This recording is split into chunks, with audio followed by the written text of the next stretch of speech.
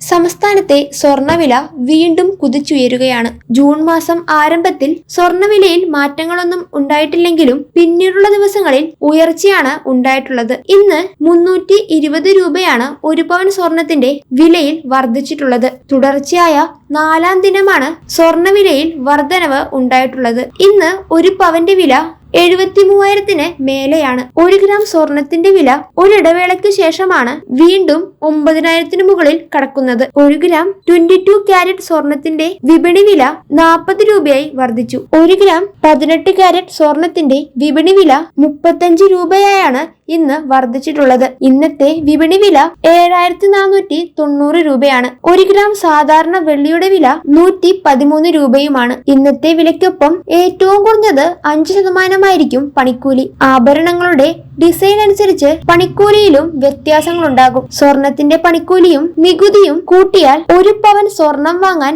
83,250 രൂപയ്ക്ക് മുകളിലായിരിക്കും വരിക. ഇന്ത്യയിലാണ് ഏറ്റവും കൂടുതൽ സ്വർണ ഉപഭോക്താക്കൾ ഉള്ളത്. അതുകൊണ്ട് തന്നെ ആഗോള വിപണിയിൽ സംഭവിക്കുന്ന ചെറിയ ചലനങ്ങൾ പോലും അടിസ്ഥാനപരമായി ഇന്ത്യയിലെ സ്വർണവിലയെ പ്രതിഫലിക്കുന്നുണ്ട്. അന്താരാഷ്ട്ര വിപണിക്ക് അനുസരിച്ചാണ് ഇന്ത്യയിലെ വെള്ളിവിലയും നിശ്ചയിക്കപ്പെടുന്നത്. രൂപയുടെ മൂല്യം, പ്രാദേശികമായ ആവശ്യകത, ഇറക്കുമതി തീരുവ എന്നീ ഘടകങ്ങൾ ഇന്ത്യയിലെ സ്വർണവില നിശ്ചയിച്ചിരിക്കുന്നതിൽ വലിയ പങ്ക് വഹിക്കുന്നുണ്ട്. രാജ്യാന്തര തലത്തിൽ സാമ്പത്തിക രംഗത്ത് നിലനിൽക്കുന്ന അനിശ്ചിതത്വമാണ് സ്വർണവിലയെ സ്വാധീനിക്കുന്നത്.